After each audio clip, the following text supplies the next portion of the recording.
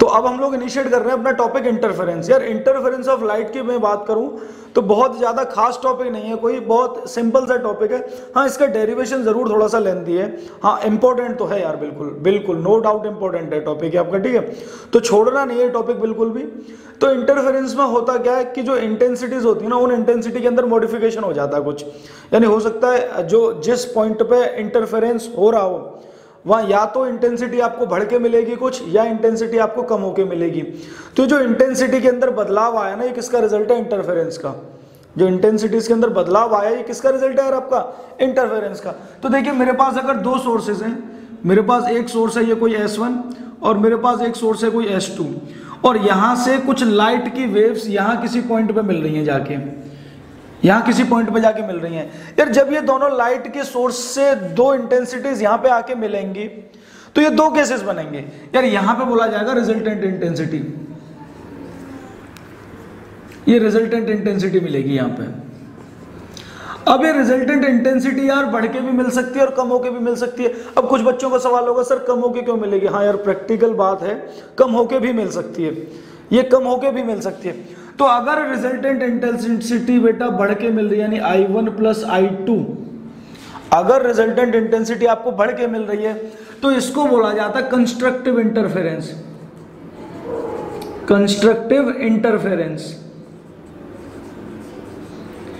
हाँ अगर इंटेंसिटी आपको बढ़ के मिलेगी तो इसको बोला जाएगा कंस्ट्रक्टिव इंटरफेरेंस, और अगर इंटेंसिटी आपको कम होके मिलेगी यानी I1 माइनस I2, अगर आपको इंटेंसिटी कम होके मिलेगी, अच्छा किस में से कौन सी माइनस करेंगे? बड़ी वाली में से छोटी माइनस करेंगे, ठीक है। तो अगर इंटेंसिटी कम होके मिल रही है तो इसको बोला जाएगा डिस्ट्रक्टिव इंटरफेरेंस। डिस्ट्रक्टिव इंटरफेरेंस, ये दो बात ध्यान से सुनिए, समझिए आप। अगर इंटेंसिटी आपको बढ़ के मिल रही है दैट मींस कंस्ट्रक्टिव इंटरफेरेंस। इसको मैक्सिमा भी बोला जाता है, इसको क्या और बोला जाता है? मैक्सिमा। मैक्सिमा अभी डिटेल में बात करेंगे, टेंशन मत लो, अभी डिटेल में बात करेंगे मैक्सिमा। कंस्ट्रक्टिव इंटरफेरेंस को मैक्सिमा का केस बोला जाता है और डिस्ट्रक्टिव इंटरफेरेंस को मिनिमा का केस बोला जाता है। तो जो इंटेंसिटीज में यार बदलाव हुआ, यानी देखो बदलाव हो रहा है ना, रिजल्टेंट इंटेंसिटी यहाँ बढ़ के मिल रही है, मैक्सिमम मिल रही है, और यहाँ कम होके मिल रही है, मतलब मिनिमम मिल रही है। तो यही जो इंटेंसिटीज का बदलाव है यही इंटरफेरेंस की वजह से हुआ है। ये बदलाव किसकी वजह से हुआ है? इंटरफेरेंस की वजह से। तो इंटरफेरेंस की डेफिनेशन ही यहाँ से तैयार होती है कि it is the modification. Modification मतलब बदलाव। ये मॉडिफिकेशन कैसा भी हो सकता है, अच्छा भी हो सकता है, मतलब बढ़िया लेवल पे भी हो सकता है और बेकार भी हो सकता है। बढ़िया वाला जो हो रहा है उसे कंस्ट्रक्टिव बोला जा रहा है और जो बेकार वाला हो रहा है उसे डिस्ट्रक्टिव बोला जा रहा है। तो डेफिनेशन क्या तैयार हुई कि it is the modification in the intensity of light after superposition. ये जो लाइट मिल रही है ना यार, यहाँ के इस लाइट के मिलने को सुपरपोजिशन वर्ड यूज किया जा रहा है। सुपर इंपोज हो रही है, एक दूसरे के ऊपर चढ़ रही है दोनों लाइट वेव्स, ठीक है। तो जो सुपर इंपोजिशन हो रहा है यहाँ पे आपका रिजल्टेंट इंटेंसिटी में जो मॉडिफिकेशन हुआ है या मेरे को जो बदलाव हुआ है उसी को बोला जा रहा है आपका कंस्ट्रक्टिव और डिस्ट्रक्टिव इंटरफेरेंस। और किसकी वजह से हुआ है? इंटरफेरेंस फिनोमेना की वजह से। बात आई समझ में? टेंशन मतलब यार सब समझ आएगा, बहुत डिटेल में बात करूंगा अभी मैं आपसे, मैं बहुत डिटेल में बात करूंगा, डायग्राम भी बनाऊंगा इसका सब कुछ। अब देखिए दो बात समझिए कि अगर आप इंटरफेरेंस कराना चाह रहे हो यार, हमारा टॉपिक ही इंटरफेरेंस है तो हम तो चाहेंगे ना कि जाहिर सी बात है कि इंटरफेरेंस हो, और इंटरफेरेंस होने के बाद दो केसेस मिले हमें, कंस्ट्रक्टिव भी मिले डिस्ट्रक्टिव भी मिले। तो इंटरफेरेंस कराने के दो कंडीशंस हैं। इंटरफेरेंस कराने के लिए आपकी कुछ कंडीशंस, और वो कंडीशंस क्या है कि यार यहां से जो दोनों सोर्सेज से जो लाइट्स निकलेंगी ना, देखो S1 से कुछ लाइट निकलेगी और S2 से कुछ लाइट निकलेगी, इन दोनों लाइट्स की फ्रीक्वेंसी सेम होनी चाहिए। इन दोनों लाइट वेव्स की फ्रीक्वेंसी कैसी होनी चाहिए? सेम होनी चाहिए। तो कंडीशंस लिख लो, कंडीशंस। नोट साथ के साथ बनाना यार, नोट साथ के साथ प्रिपेयर करने आपको। तो पहली कंडीशन क्या है? Both light wave should have same frequency and nearly same distribution. अच्छा सेम डिस्ट्रीब्यूशन का फंडा क्या है? 2 मिनट वेट करिए सब समझ आएगा। सेम डिस्ट्रीब्यूशन से ये है कि यार ओमेगा आपकी यहाँ फ्रीक्वेंसी तो सेम कर दी आपने ओमेगा, लेकिन ओमेगा सेम करने के साथ साथ और भी कुछ फैक्टर सेम होंगे, वेलोसिटी सेम होगी वेव्स की, वेव नंबर सेम होगा, तो ये बाकी चीजों को भी सेम करना पड़ेगा। तो यहाँ पहली कंडीशन है both waves, both light waves should have same frequency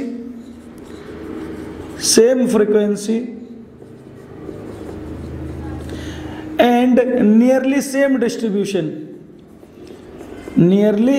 same distribution.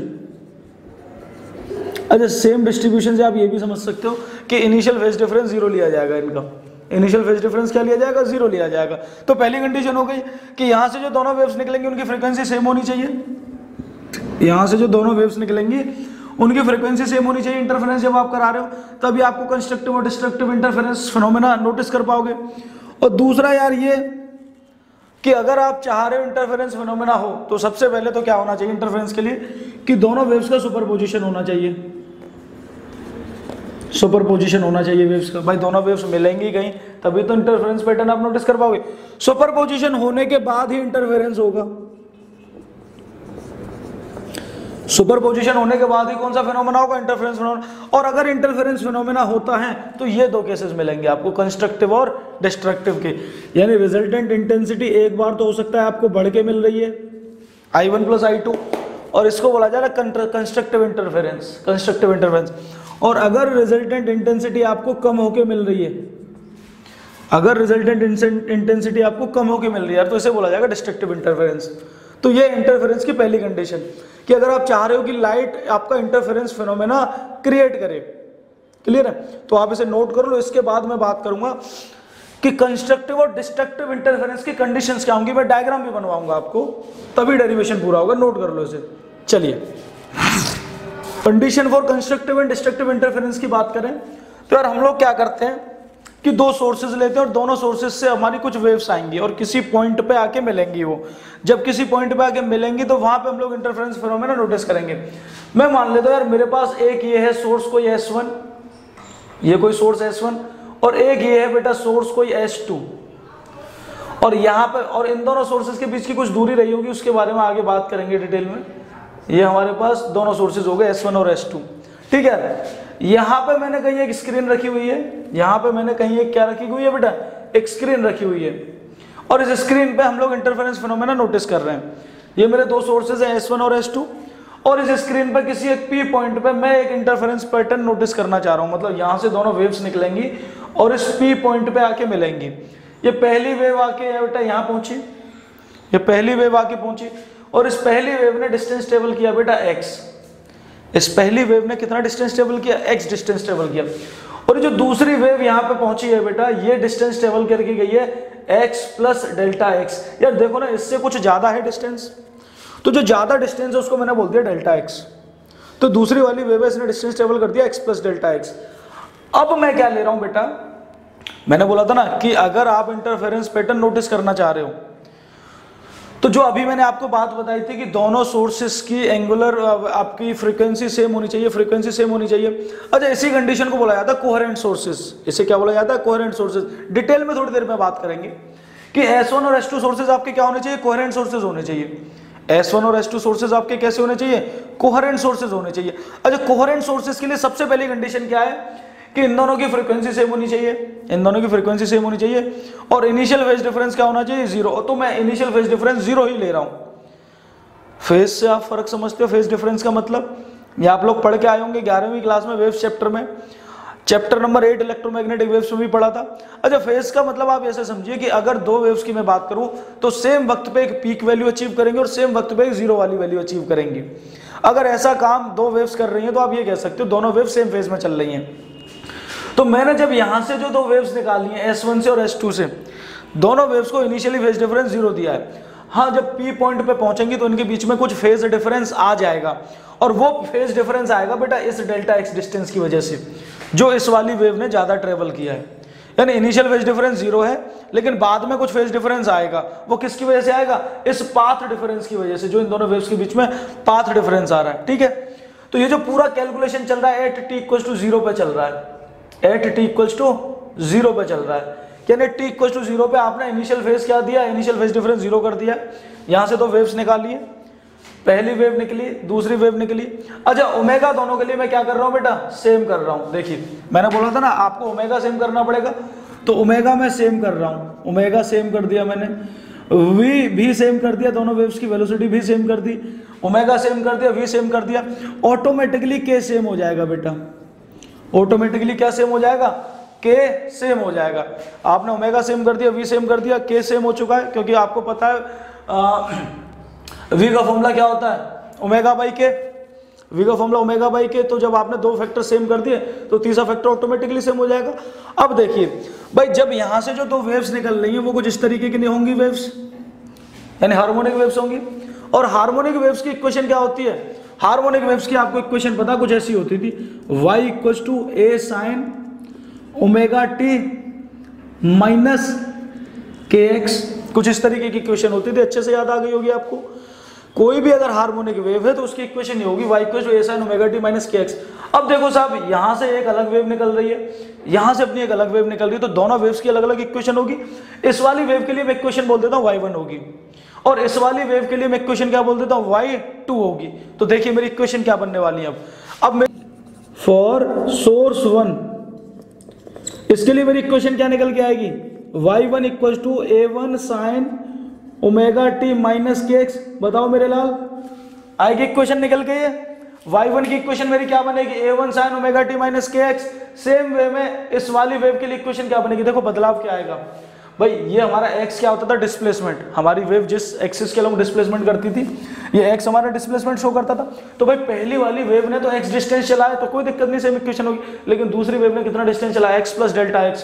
तो इस x की जगह पे वैल्यू क्या आ जाएगी, x प्लस डेल्टा x। तो देखिए इक्वेशन क्या बनेगी अब, y2 equal to a1 sine omega T minus K, और x की जगह पे बेटा x प्लस डेल्टा x, और ये ब्रैकेट क्लोज। देखिए कुछ भी खास बदलाव नहीं किया मैंने। देखिए मैंने भाई x की जगह पे वैल्यू क्या डाल दी, मैंने x की जगह पे वैल्यू डाल दी जो इसने डिस्टेंस ट्रेवल किया है। तो अब इक्वेशन क्या बनेगी, ये बनेगी y2 equal to a1 sine omega T minus के X minus K delta x। ये इक्वेशन बन गई y2 की। ये y2 की इक्वेशन आ गई मेरे पास। अब देखिए अगर मैं इस वाली दोनों इक्वेशन को कंपेयर करूं, ये मेरी इक्वेशन नंबर 1 और ये मेरी इक्वेशन नंबर 2, थोड़ा सा देखिए तो ओमेगा टी माइनस के एक्स तो ठीक है, यानी ये दोनों वेव्स में क्या आ चुका है, फेज डिफरेंस। इसे मैं बोलता हूं फाई, इसे मैं क्या बोल देता हूं, फाई बोल दो, चाहे आप डेल्टा फाई बोल दो, कोई फर्क नहीं पड़ना। तो y2 equal to a1 sign और ये ओमेगा टी माइनस के एक्स और ये माइनस डेल्टा फाई। ये डेल्टा फाई हमारा फेज डिफरेंस आ चुका है, ये डेल्टा फाई हमारा फेज डिफरेंस आ चुका है। यानी इनिशियली ये दोनों वेव्स सेम फेज लेके चली थी, यानी फेज डिफरेंस दोनों के बीच में 0 था। जब ये दोनों वेव्स यहां से चली थी तो दोनों के बीच में फेज डिफरेंस क्या था, 0। लेकिन यहां पहुंचने के बाद, यानी यहां पहुंचने के मतलब से तात्पर्य है कि जब ये वेव्स यहां पहुंचेंगी ना तो इनके बीच में कुछ फेज डिफरेंस आ जाएगा, कितना, डेल्टा फाई का। इन दोनों के बीच में कितना फेज डिफरेंस आ जाएगा, डेल्टा फाई का। मेरी बात समझ आई? चलिए, तो यानी अब यहाँ पे जाके देखो पी पॉइंट पे क्या हो रहा होगा, ये दोनों वेव्स, यहाँ से जो वेव चली वो y1 और यहाँ से जो वेव चली y2 है, तो यहाँ के बेटा ये दोनों वेव्स मिल रही होंगी, यानी y1 प्लस y2, क्योंकि इंटरफेरेंस के लिए मैंने क्या बताया था, दोनों वेव्स मिलेंगी, सुपर इंपोजिशन करेंगे, सुपरपोज होंगी। तो यानी अब हम इक्वेशन निकालते हैं y1 प्लस y2 के लिए, यानी हमारा y नेट क्या आएगा।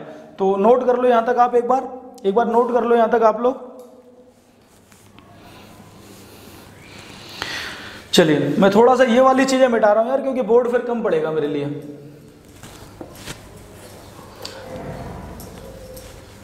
चलिए तो लिखते हैं for resultant wave, for resultant wave,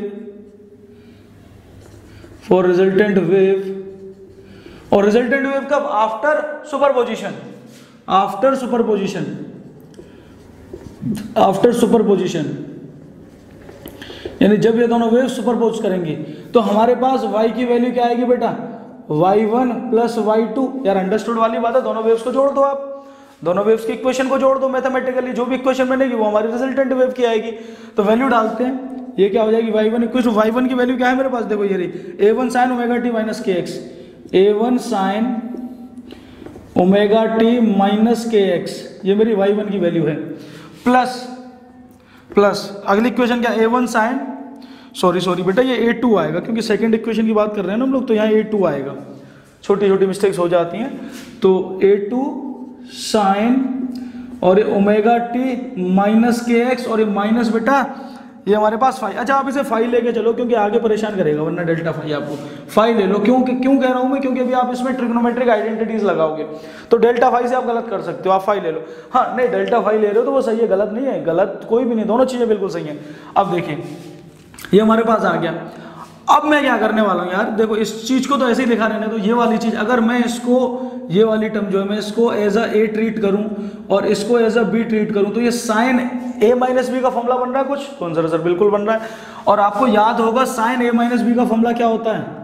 sign A minus B का फॉर्मूला होता है बेटा sign A cos B minus cos A sine B. ये फॉर्मूला याद आ गया होगा आई थिंक, ब्रिलियंट स्टूडेंट हो आप सब। तो साइन ए माइनस बी का फॉर्मूला होता है, तो यानी ये वाला फॉर्मूला अप्लाई कर दूंगा मैं यहाँ, तो मेरी इक्वेशन कैसी बनेगी कुछ? ये y equal to a1 sine omega T minus के एक्स प्लस, यार a2 को अभी बाहर रख लो, अंदर फॉर्मूला लगा दो, फिर बाद में मल्टीप्लाई करेंगे।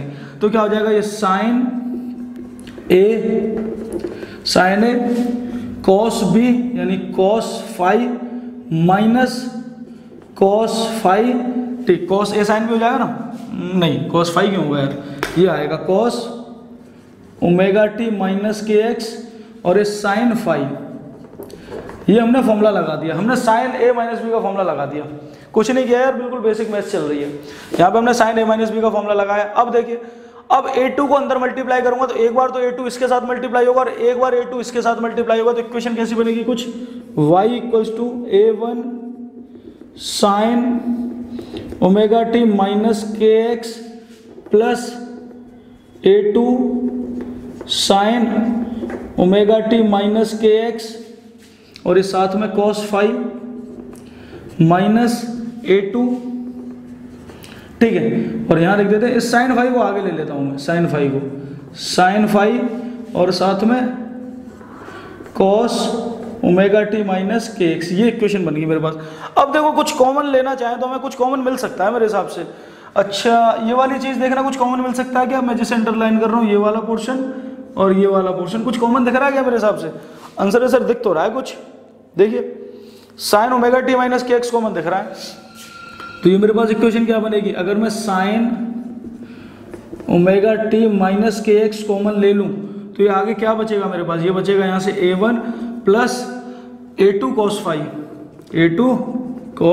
फाइव, ये बच जाएगा। देखिए, साइन ओमेगा टी माइनस के एक्स कॉमन ले लिया हमने, तो हमारे पास ये बच जाएगा। अच्छा, आप सवाल कर रहे होंगे सर इसे आगे क्यों लिख लिया? आगे इसलिए रख लिया क्योंकि बेटा इसको अज्यूम करूंगा मैं, एज ए एम्पलीट्यूड वेव कराऊंगा मैं, और एम्पलीट्यूड हमेशा इक्वेशन के आगे आता है, एम्पलीट्यूड हमेशा इक्वेशन के आगे आता है, बस ये रीजन है और कोई रीजन नहीं। आप इसे पीछे ले लो, कोई परेशानी नहीं है, उससे भी आपका डेरिवेशन पूरा होगा।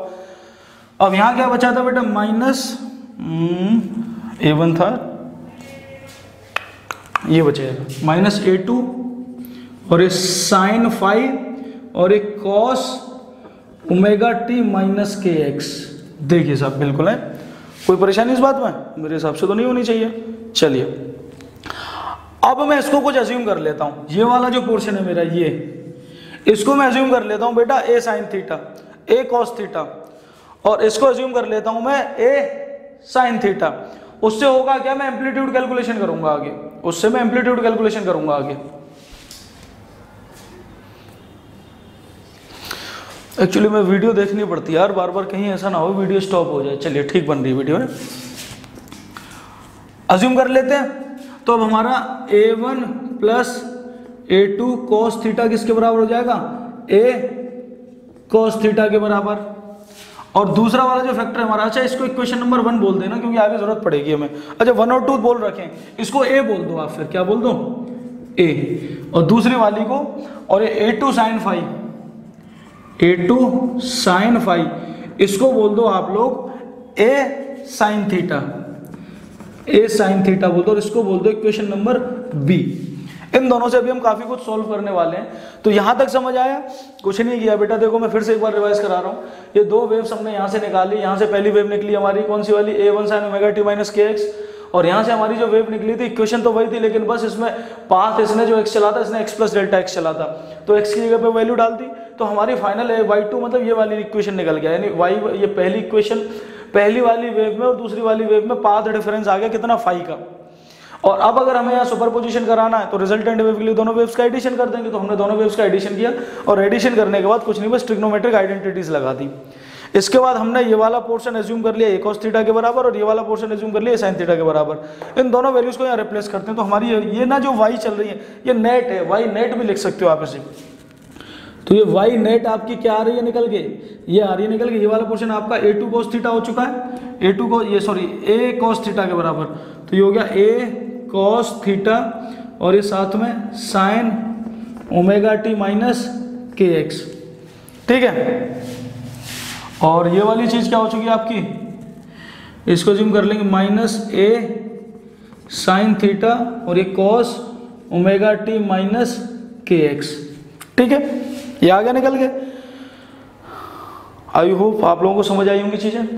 ए कॉमन ले लो दोनों में से, ए कॉमन लोगे तो इक्वेशन क्या बन जाएगी कुछ, y net equal to A common ले लो cos theta sine omega T minus के एक्स और माइनस साइन थीटा और ये साथ में कॉस ओमेगा टी माइनस के एक्स। यार मेरे पास बोर्ड पे जगह कम है, आप लोग इसे एक बार नोट कर लो, मैं थोड़ी सी चीज़ें रफ करता हूँ फिर आगे बढ़ेंगे। चलिए मिटा दूँ यार, मैं थोड़ा सा ऊपर से मिटा देते हैं।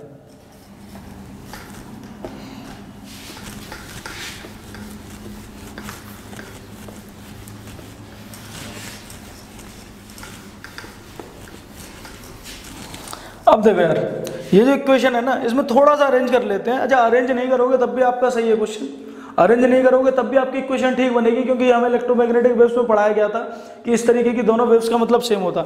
मैं अरेंज क्या करने वाला हूँ, इस साइन वाले फंक्शन को आगे करने वाला हूँ, कॉस को पीछे करने वाला हूँ। सेम वे मैं इस कॉस को आगे करने वाला हूँ और साइन को पीछे करने वाला हूँ। तो ये वाई नेट की वैल्यू क्या हो जाएगी मेरी, देखिए वाई नेट जो मेरा पहले निकला था, मैं पहले तो एज इट इज वो लिख देता हूँ ए, और ब्रैकेट में बेटा क्या है हमारे पास cos थीटा और ये साइन ओमेगा टी माइनस के एक्स माइनस साइन थीटा और ये कॉस ओमेगा टी माइनस के एक्स। ये इक्वेशन हमारे पास बनी है। मैं थोड़ा सा अरेंज कर रहा हूँ, बस थोड़ा सा अरेंज क्या कर रहा हूँ, ये पीछे वाली वैल्यूज को आगे रख रहा हूँ और आगे वाली वैल्यूज को पीछे। तो ये वाई नेट मेरा अब क्या बन जाएगा, ये बन जाएगा ए और ब्रैकेट में साइन ओमेगा टी माइनस के एक्स, ठीक, और ये साथ में कॉस थीटा पीछे मल्टीप्लाई कर दो, कॉस थीटा माइनस ये कॉस ओमेगा टी माइनस के एक्स और ये साइन थीटा को यहाँ मल्टीप्लाई कर दो।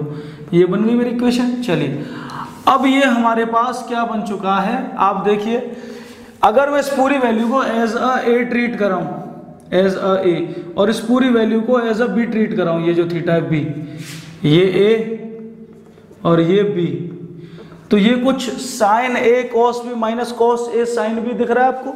हमने एक फॉर्मूला पढ़ा था ना अभी, साइन ए माइनस बी ये किसके बराबर होता था, sign A cos B minus cos A sine B. ये फॉर्मूला पढ़ा था, अरे हाँ यार देखो चीज है ना, फॉर्मूला दो तरीके से अप्लाई करना होता है। एक तो जब ये वाली वैल्यू गिवन हो तो ये आप इसे ओपन कर दो, और एक जब आपको ओपन वैल्यू गिवन हो तो आप इसे क्लोज कर दो, हाँ या ना। तो इस बार हमें रिवर्स फॉर्म में लगाना फॉर्मूला, मतलब हमें ये वाली चीज गिवन है और ये बनानी है।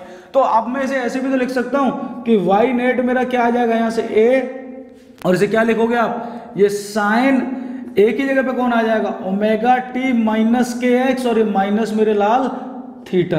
खत्म क्वेश्चन। ये हमारी रिजल्टेंट वेव निकल के आई है। दैट मीन्स जो वेव यहाँ पे आके मिल रही है उसकी इक्वेशन ये है। और आप देखो ये पहली वेव के बहुत सिमिलर निकल के आ रही है। यहाँ भी एम्पलीट्यूड था, एम्पलीट्यूड है, दोनों में एम्पलीट्यूड आ रहा है। ये भी साइन का फंक्शन है और ये भी साइन का था। इसमें भी ओमेगा टी माइनस के एक्स आ रहा है, इसमें भी ओमेगा टी माइनस के एक्स आ रहा है। फर्क क्या आ रहा है यहाँ पे बेटा, थीटा का क्या आ गया, फेज डिफरेंस। और ये फेज डिफरेंस आया किसकी वजह से, अरे बहुत बच्चे करेंगे सर फेज डिफरेंस तो आपने फाई लिया था। अरे फाई भी तो मेरे लाल एक एंगल होता है, तो एंगल हमारा थीटा की टर्म्स में आ गया, क्या फर्क पड़ना है। तो अब आप क्या लिखोगे, so resultant wave is also harmonic wave, harmonic wave with phase difference of theta, with phase difference of angle theta. यानी थीटा एंगल का फेज डिफरेंस आ चुका, और ये फेज डिफरेंस आया किसकी वजह से, पाथ डिफरेंस की वजह से। सिंपल है ना यार, कुछ टफ नहीं है ज्यादा। तो हमने रिजल्टेंट वेव तो निकाल दिया, अब हम लोग एम्पलीट्यूड के बारे में बात करेंगे कि हमारे एम्पलीट्यूड की वैल्यू क्या आने वाली है। तो मैं उम्मीद करता हूँ आप इसे पहले एक बार नोट कर लो। अच्छा, मैंने अभी ये चीज़ रब नहीं की थी। देखो, एम्पलीट्यूड निकालने के लिए मैं इन दो इक्वेशंस का यूज़ करूँगा, ये ए वाली और बी वाली। यहाँ तक जल्दी से आप स्क्रीनशॉट ले लो या नोट कर लो। चलिए, उम्मीद करता हूँ आप लोगों ने नोट कर लिया होगा। तो बाकी सारी चीज़ें तो मिटा देते हैं, बाकी सारी चीज़ें मिटा देते हैं और अब आपका एम्पलीट्यूड निकाल देते हैं। हेडिंग डालिए calculation of amplitude, calculation of amplitude, calculation of amplitude, calculation of amplitude. तो ये एम्पलीट्यूड करने के लिए आप क्या करो, इक्वेशन ए और इक्वेशन बी का स्क्वायर करके ऐड कर दो। दोनों इक्वेशंस का पहले स्क्वायर कर दो और ऐड कर दो। तो लिखिए squaring equation A and B and then add, दोनों को ऐड कर दो, यानी पहले स्क्वायर कर दो दोनों का, उसके बाद दोनों इक्वेशंस को ऐड कर दो। तो देखिए, जब भी आप इक्वेशंस को ऐड करते हो आपके पास ये इक्वेशंस हैं जिनको आपको ऐड करना है, ये और स्क्वायर करना है। तो LHS के साथ बेटा LHS वाली इक्वेशन ऐड होगी और RHS के साथ आपके RHS वाली इक्वेशन ऐड होगी। तो देखिए, पहले क्या होगा, यहां से आएगा आपका LHS यानी A1 plus A2 cos theta. मैंने बोला पहले क्या करना है, स्क्वायर प्लस फिर ये वाली ये LHS। भाई देखो, इसका LHS आ गया, अब इसका LHS आएगा, तो ये आएगा A2 sign A1 plus A2 cos phi था ना बेटा, ये हाँ फाई था, ये फाई था, तो ये फाई हो जाएगा। तो A2 साइन फाई का भी square equal to right side में क्या है, A cos थीटा का square plus A sine theta का स्क्वायर। बस सिंपल सी चीज, दोनों का स्क्वायर कर दिया और ऐड कर देते हैं। तो बेटा ये A प्लस बी का होल स्क्वायर बनना है, तो क्या हो जाएगा, ये A1 का स्क्वायर प्लस A2 स्क्वायर और ये cos स्क्वायर फाई प्लस भाई A square plus B square plus 2AB होता है ना, plus 2A1 A2 cos phi. Open कर लिया हमने भाई, A प्लस बी का whole square, A square plus B square plus 2AB, और ये प्लस यहाँ पे क्या आएगा A2 स्क्वायर और ये sine square five, bracket open कर लिए, इक्वल टू राइट साइड में ओपन करोगे तो क्या आएगा, A स्क्वायर और ये साथ में cos square theta plus A square और ये साथ में साइन स्क्वायर थीटा। अब देखो, जो कुछ कॉमन आ सकता है उसे कॉमन ले लो आप, जो कॉमन आ सकता है उसको कॉमन ले लो, बाकी सारा सिंपल है क्वेश्चन। देखिए, मैं यहाँ से देखूँ तो आई थिंक क्या कॉमन आ सकता है, ये वाली चीज़ में से कॉमन आ सकता है और ये वाली चीज़ में से कॉमन आ सकता है, हाँ या ना, बिल्कुल आ सकता है। तो क्या हो जाएगा, ये A1 स्क्वायर प्लस इसको आगे लिख दो 2A1 A2 cos फाइव और ये प्लस यहाँ से आ जाएगा A2 स्क्वायर कॉमन आ जाएगा और अंदर क्या बचेगा, cos square five plus sine square five, हाँ या ना, बिल्कुल। और यहाँ से क्या कॉमन आ जाएगा बेटा, A स्क्वायर कॉमन और अंदर बचेगा cos square theta plus sine square theta. और आप समझ भी गए होंगे मैं क्या करने वाला हूँ, मैं आइडेंटिटी लगाने वाला हूँ, sine square theta plus cos square theta 1।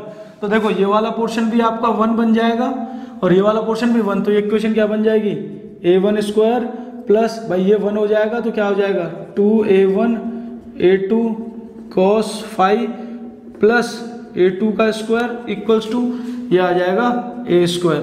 थोड़ा सा अरेंज कर लेते हैं, A2 स्क्वायर को आगे कर देता हूँ तो क्या आ जाएगा, A1 square plus 2A1 A2 नहीं, 2A1 A2 को पीछे करूंगा मैं, A2 स्क्वायर को आगे कर रहा हूँ, A2 square plus 2A1 A2 और एक cos five equals to A square. ये आ गया, ये हमारा एम्पलीट्यूड की वैल्यू आगे निकल गया। यानी जब भी न्यूमेरिकल में एम्पलीट्यूड पूछा जाएगा तो हमारा ये फॉर्मूला होगा। अगर मैं बात करूं इसमें A क्या है, A है हमारा रिजल्टेंट एम्पलीट्यूड, A1 क्या है हमारा एम्पलीट्यूड ऑफ फर्स्ट वेव जो हमारी यहां से निकली थी, और A2 क्या है हमारा एम्पलीट्यूड ऑफ सेकंड वेव जो यहां से निकली थी। सिंपल है।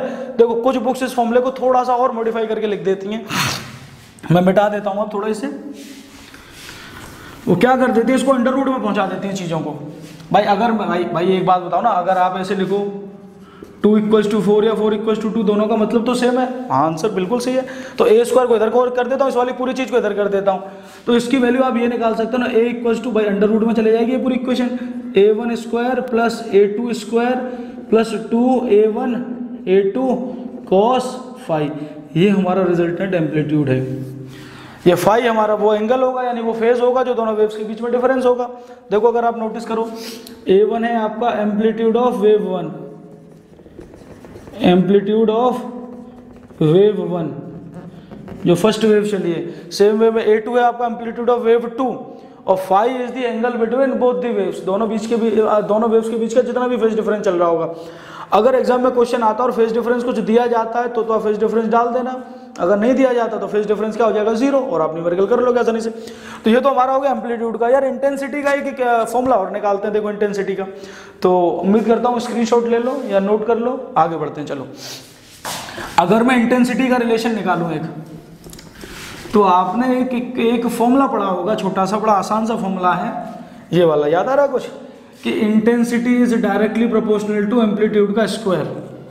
Intensity is directly proportional to amplitude का स्क्वायर। तो मैं ऐसे भी तो लिख सकता हूँ इस बात को कि root of I directly proportional to amplitude. Answer sir बिल्कुल लिख सकते हो। क्या किया, दूसरी इक्वेशन में दोनों तरफ मैंने स्क्वायर रूट कर दिया, या फिर ये कहते हो जब ये स्क्वायर हटेगा तो इधर से लेफ्ट साइड में रूट भेज देगा, तो ये हो गया। अब देखिए इन दोनों चीजों की मदद से आप इस इक्वेशन में क्या मॉडिफाई कर सकते हो भाई। एम्पलीट्यूड आपका किसके बराबर होता है, एम्पलीट्यूड होता है आपका, देखो यहाँ वाला देख लो आप फॉर्मूला, कहाँ है हमारे पास जो फॉर्मूला आया था ये वाला। इस फॉर्मूले को देखो, इस फॉर्मूले में बदलाव करते हैं थोड़ा सा। इस फॉर्मूले में एम्पलीट्यूड स्क्वायर की जगह पे क्या आ जाएगा बेटा, देखो एम्पलीट्यूड स्क्वायर की जगह पे आ जाएगा इंटेंसिटी। इंटेंसिटी मैं लेफ्ट साइड में चल रहा हूँ, अरे लेफ्ट साइड में नहीं यार, फिर कंफ्यूज हो जाओगे तुम लोग। अरे देखो ये फॉर्मूला निकाला था आपने A square equals to a1 square plus a2 square plus 2a1 a2 cos phi. अभी निकाला ना आपने फॉर्मूला, ये देखो ये वाला। तो देखो एम्पलीट्यूड स्क्वायर की जगह पे क्या आ जाएगा, इंटेंसिटी, क्योंकि अभी देखा हमने एम्पलीट्यूड का स्क्वायर इंटेंसिटी बराबर होता है। a1 स्क्वायर की जगह पे क्या आ जाएगा, i1 प्लस ये i2 और ये प्लस 2, और a1 की जगह पे कौन आएगा बेटा, root i1 into root i2 और एक cos फाई। ये होता है आपका इंटेंसिटी का फॉर्मूला, रिजल्टेंट, अगर क्वेश्चन में इंटेंसिटी पूछी जाती है तो। ठीक है, तो अभी तक मैंने आपको एम्पलीट्यूड के बारे में बात करा है, इंटेंसिटी के बारे में बात करा, यहाँ तक नोट कर लो। अब मैं कंस्ट्रक्टिव, और भाई हमारा मेन टॉपिक क्या था, कंस्ट्रक्टिव और डिस्ट्रक्टिव की केसेस क्या होंगे, अभी तक वो तो हमने पढ़ा ही नहीं। हाँ, हमने ये पढ़ लिया कि यहाँ से जो दो सोर्सेज से जो वेव्स निकलेंगी वो यहाँ पहुँचेंगी, यहाँ पहुँचने पर कितना फेज डिफरेंस हो जाएगा, कितना एम्पलीट्यूड होगा और कितनी इंटेंसिटी होगी, यहाँ तक नोट कर लो। अब हम लोग आगे चलते हैं अपना कंस्ट्रक्टिव और डिस्ट्रक्टिव के कंडीशंस बनाने। चलिए अब हम लोग कंडीशंस की बात करते हैं, कंस्ट्रक्टिव और डिस्ट्रक्टिव इंटरफेरेंस की। तो देखिए आपने एक चीज नोटिस की होगी, पहले तो हेडिंग डाल ली कंडीशन फॉर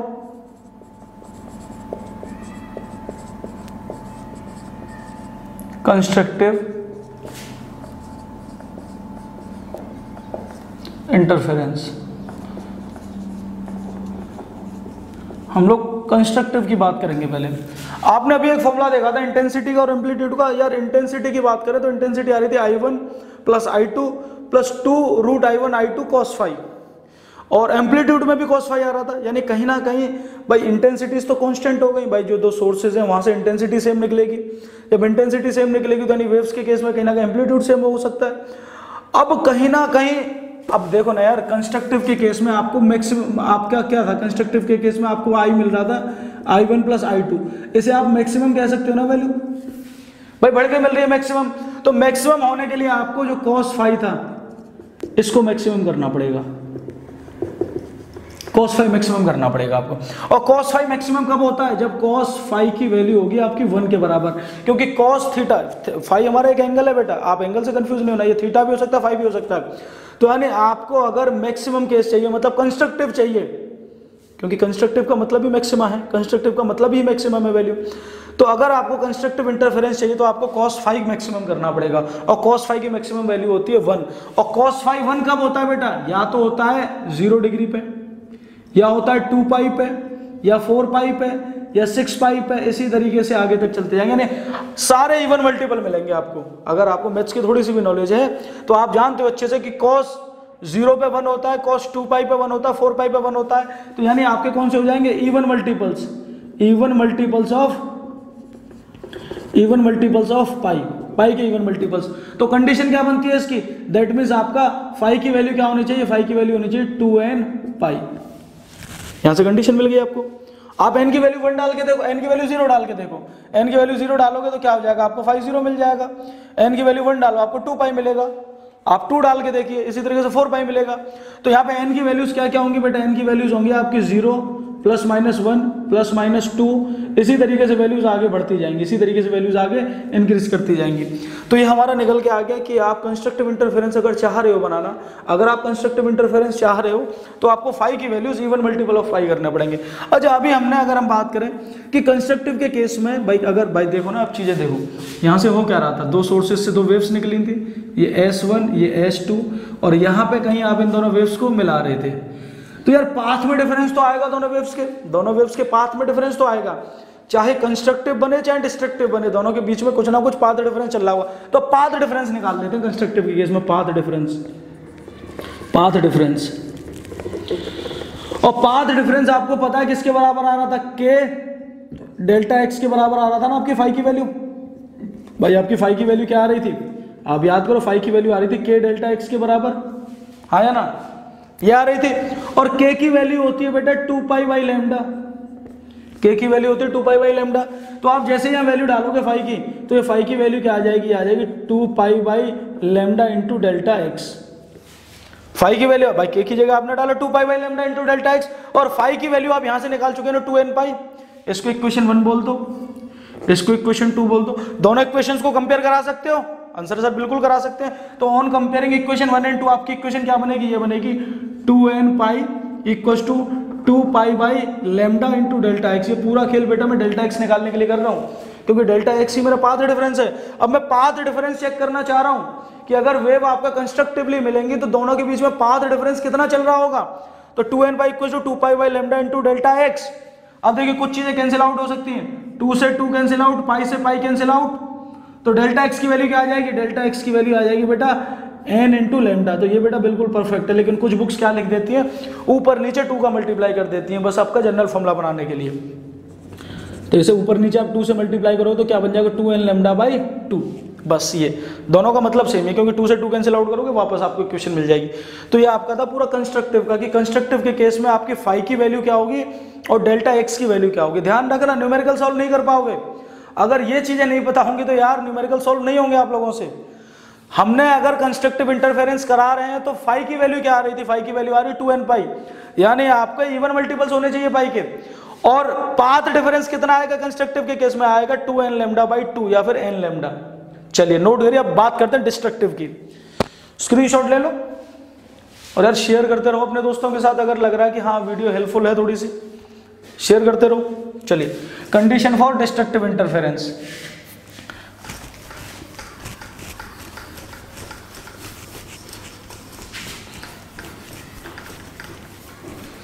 चलिए कंडीशन फॉर डिस्ट्रक्टिव की बात करते हैं।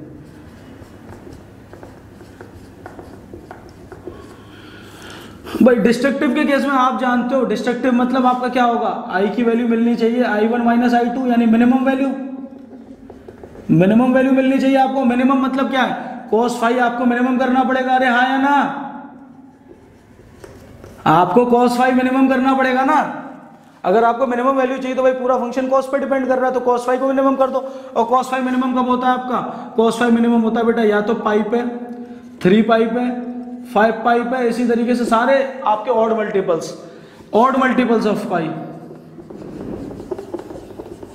Odd multiples of pi. तो इसका जनरल फॉर्मूला बन जाएगा फाई की value 2n minus 1 into pi, ये जनरल फॉर्मूला बन गया। जहां पे n की वैल्यू क्या होगी आपकी, n की वैल्यू होगी plus minus 1 plus minus 2 plus minus 3, इसी तरीके से। देखो 1 रख के देखो, आप इसकी जगह पे 1 रख के देखो तो क्या बन जाएगा, 2 इंटू 1 माइनस 1 इंटू पाई, 2 1 जा 2 माइनस 1 इंटू पाई, यानी 2 माइनस 1 यानी 1 इंटू पाई मिल गया आपको पहला। 2 रख के देखो इसकी जगह पे, 2 2 जा 4 4 माइनस 1 3 3 पाई, आया समझ। तो ये जीरो रिजर्व हो चुका है कंस्ट्रक्टिव के लिए, जीरो नहीं आएगा यहाँ, आप जैसे जीरो डालोगे गड़बड़ हो जाएगा, जीरो रिजर्व हो चुका है बिल्कुल। तो फाई की वैल्यू आ गई आपकी। अब देखो फाई की वैल्यू तो निकाल ली, सेम वे में वापस से पाथ डिफरेंस निकाल लेते हैं। पाथ डिफरेंस भाई, पाथ डिफरेंस हमारा क्या था, डेल्टा एक्स। तो वहां हमने फाई की वैल्यू क्या पढ़ी थी, फाई की वैल्यू पढ़ी थी के डेल्टा एक्स, के की वैल्यू वापस से वही 2 पाई बाई लैम्डा, तो phi equal to 2 pi by lambda into delta x. इसको इक्वेशन 1 और 2 बोल के दोनों कंपेयर करा देते हैं, तो क्या आ जाएगा, ये लिख दोगे ना आप, 2n-1 into pi equal to 2 pi by lambda into delta x.